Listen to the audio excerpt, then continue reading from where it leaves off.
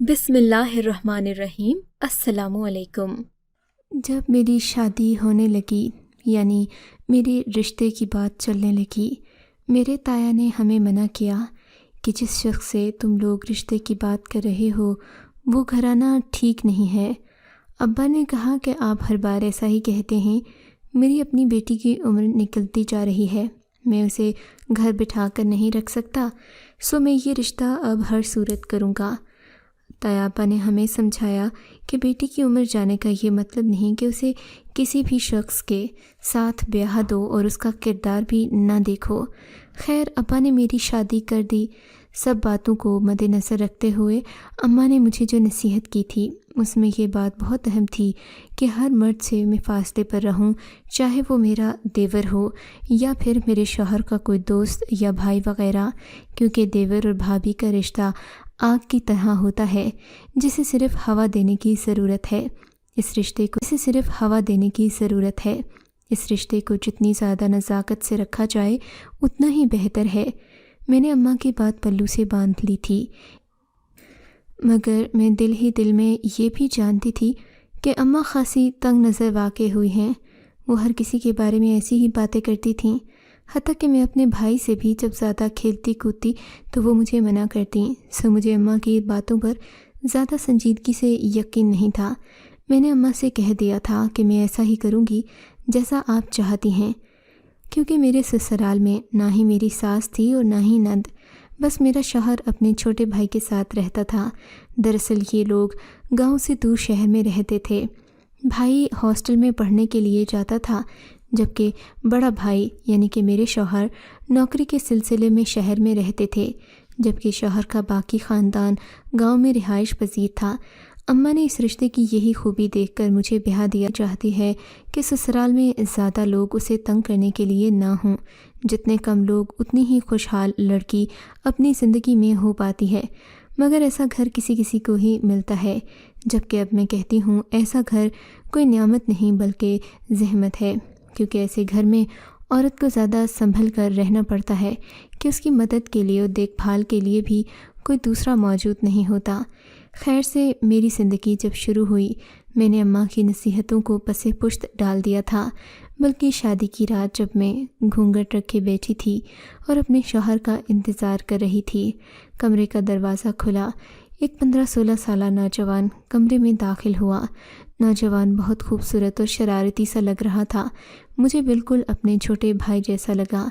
اسے دیکھتے ہی میں نے اس کو سلام کیا۔ وہ یقیناً مجھ سے ملنے آیا تھا اور شاید میرے شوہر کا کوئی رشتہ دار تھا۔ وہ میرے پاس آ کر بیٹھ گیا، بولا کہ مجھے ایک بھابھی کا شدت سے انتظار تھا، کیونکہ میں اور بھائی یہاں اکیلے رہتے ہیں۔ ہمارے لیے یہ گھر عورت کے بغیر بہت سنسان اور ویران ہے۔ اپنے دیور کی بات سن کر میں سمجھ گئی تھی کہ شوہر کا اس سے کیا رشتہ ہے، مگر اگلی بات جو اس نے کی وہ مجھے حیران کرنے کے لیے کافی تھی۔ کہنے لگا، آپ میرے بھائی کے ساتھ خوش تو ہیں نا؟ کیا مطلب؟ ظاہر ہے میں خوش ہوں، ایسا گھر قسمت والوں کو ملتا ہے۔ میں نے مسکراتے ہوئے اپنا اصل معنی چھپا کر کہا تھا، یہ بات تو ہے بھابھی، چلے میں آپ کی تصویریں بناتا ہوں۔ میرے دیور نے کہا اور فوراً سے جیب سے موبائل نکال کر میری تصویر بنانے لگا۔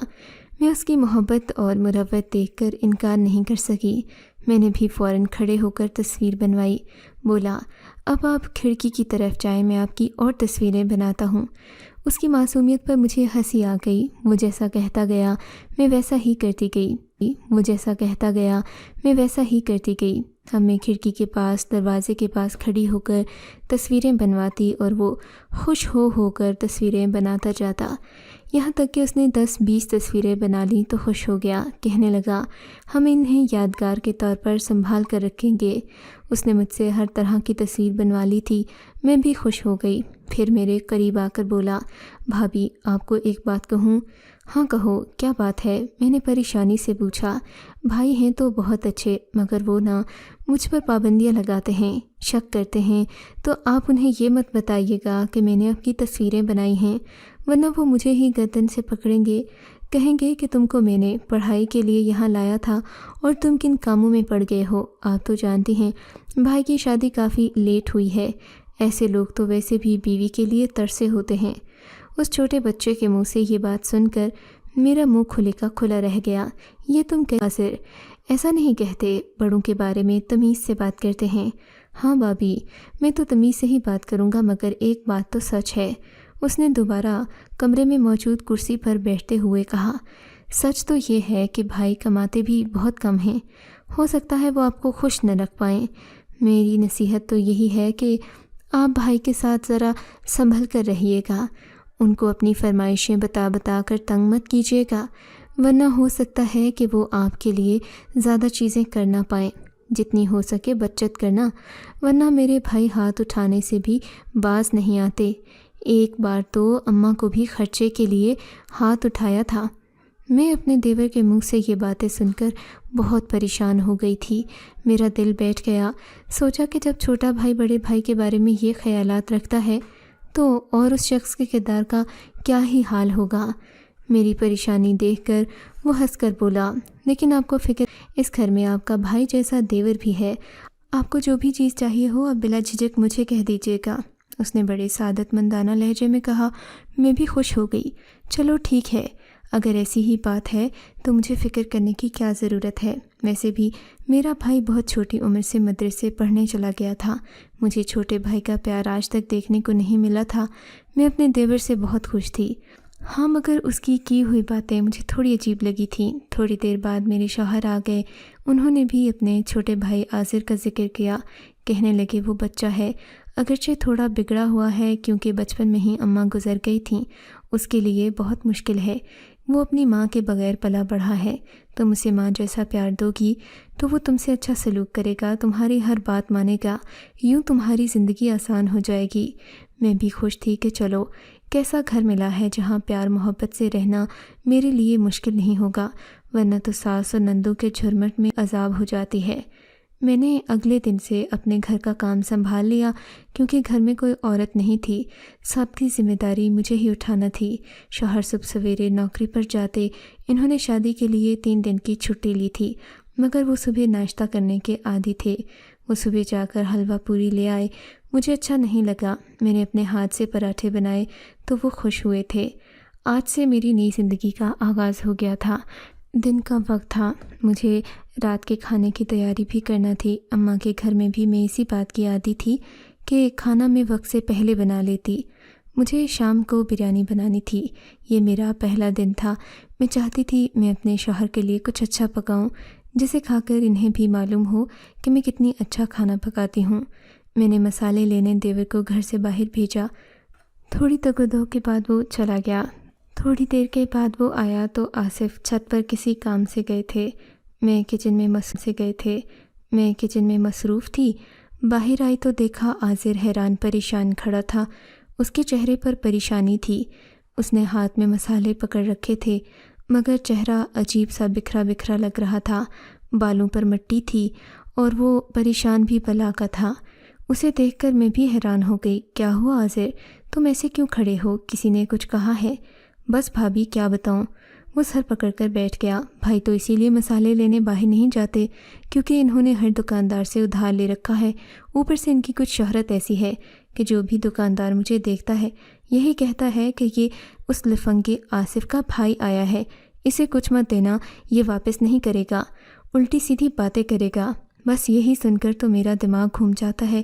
بڑے بھائی ہیں، میں کچھ کہہ بھی نہیں سکتا، خاموش رہتا ہوں کہ کہیں معاملہ بڑھ نہ جائے۔ یہ بات کہہ کر وہ منہ بسورے اندر چلا گیا۔ میں حیران تھی کہ آخر آصف بارے میں کوئی ایسی بات کر بھی کیا سکتا ہے، مگر میں اس گھر میں نئی آئی تھی، آصف تو انہیں بہت عرصے سے جانتا تھا، ہو سکتا ہے کہ یہ سب ناٹک کیا گیا ہو۔ بابا نے تو بتایا تھا کہ آصف ایک اچھی نوکری پر اپنی اچھی تنخواہ سے گزارا کرتے ہیں، جبکہ یہاں کے حالات کچھ اور تھے۔ خیر میں نے سوچا کہ آصر کی باتوں پر یقین کرنے سے بہتر ہے میں رفتہ رفتہ خود ہی اس بات کی تہہ تک پہنچ جاؤں گی۔ اگر تو آصف نے مجھ سے جھوٹ بول کر شادی کی ہے تو میں ان کی باقی باتوں پر بھی یقین نہیں کروں گی۔ ابھی بات آگے نہیں بڑھی تھی، میں طلاق بھی لے سکتی تھی، علیحدگی بھی ہو سکتی تھی۔ مسئلہ نوکری کا نہیں تھا، مسئلہ اس بات کا تھا کہ مجھ سے جھوٹ بولا گیا تھا۔ میرے تن بدن میں آگ لگ گئی تھی۔ میں نے دن بدن اپنے شوہر پر نظر رکھنا شروع کر دی تھی، مگر آصف صبح 8 بجے جاتے اور شام کو جلدی ہی گھر واپس آ جاتے۔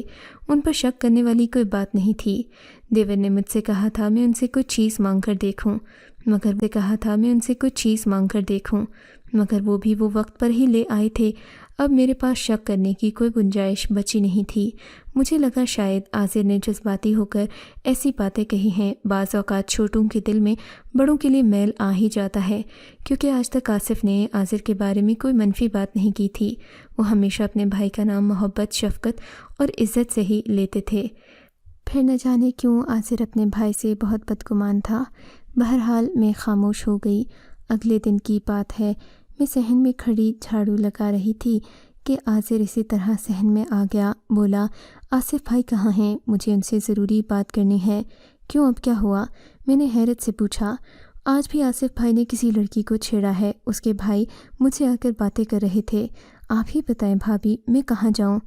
اس کی یہ بات سن کر میں حیران تھی کہ وہ یہ بات کیوں کر رہا ہے، جبکہ آصف تو پورا دن گھر میں ہی نہیں ہوتے تھے کہ گھر کا دروازہ کھلا اور آصف گھر میں داخل ہوئے۔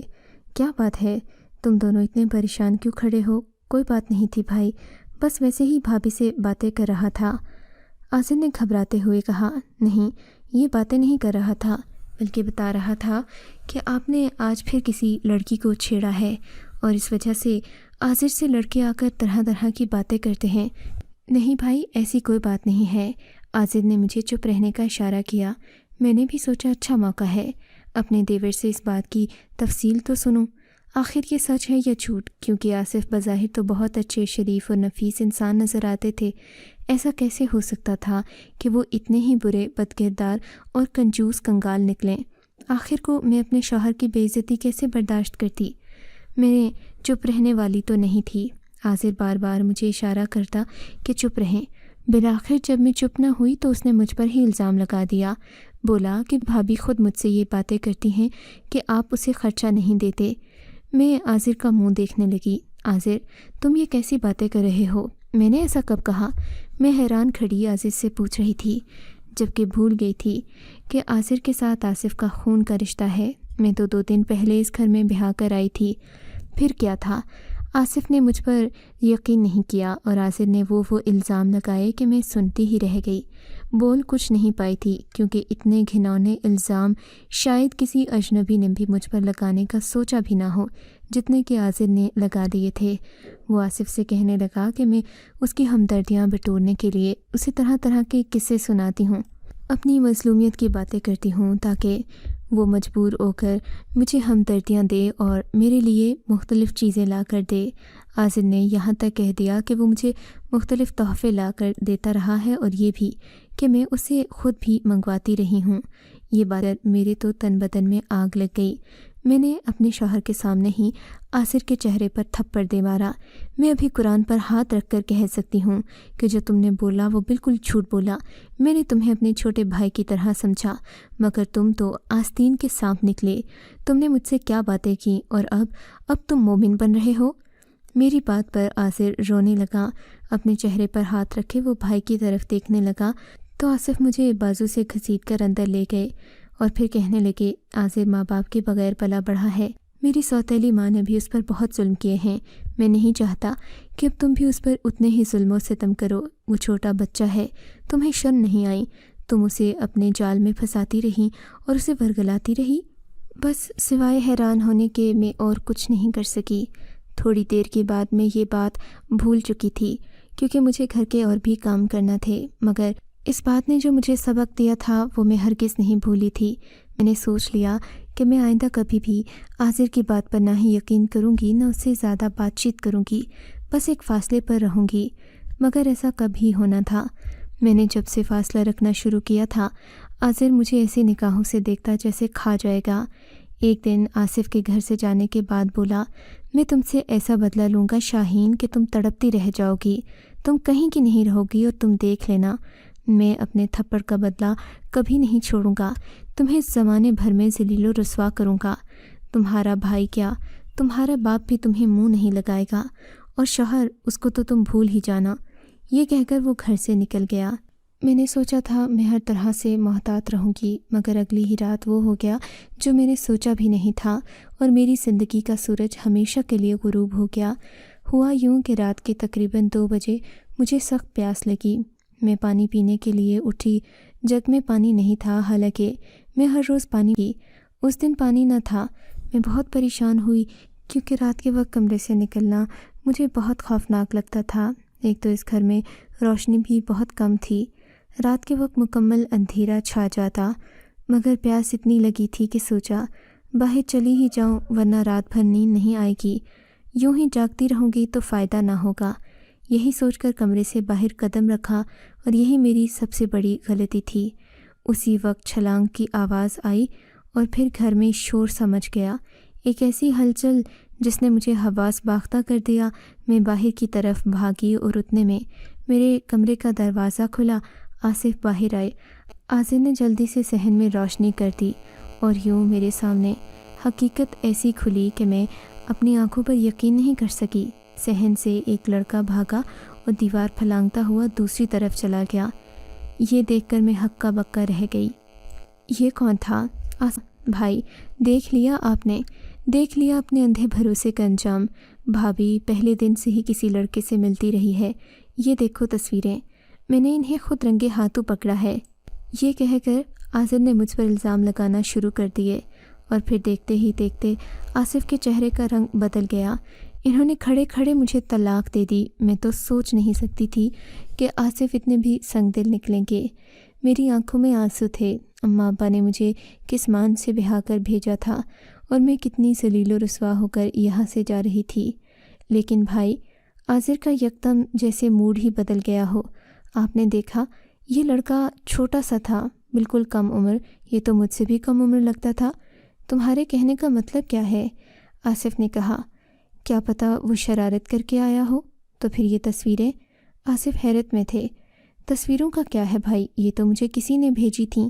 لگتا ہے کہ کسی نے ان تصویروں کو بھابھی کے خلاف استعمال کیا ہے۔ اب وہ افسوس کرنے لگا، ہمدردیاں سمیٹنے لگا۔ ہاں، ایسا بھی تو ہو سکتا ہے۔ یہ دیکھیں، ہاتھ تو بھابھی سے نہیں ملتے، اس نے کہا اور آصف کو تصویر دکھانے لگا۔ میں حیران تھی کہ آخر اب وہ کیا چاہتا ہے۔ اپنا بوریا بستر باندھنے لگی تھی۔ رات کے وقت گھر سے باہر تو نہیں نکل سکتی تھی، مگر اب اس رشتے میں تو وہ مان نہیں رہا تھا، سو مجھے اپنے باپ کے گھر واپس جانا تھا۔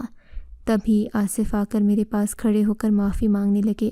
دیکھو، یہ بات ابھی کسی کو نہیں پتہ، تم مجھے معاف کر دو، میں زندگی بھر تمہیں خوش رکھوں گا۔ معاف کر دو کہ میں نے تم پر شک کیا۔ اب آپ کو کیسے میرے کردار پر یقین آ گیا؟ میں نے روتے ہوئے پوچھا۔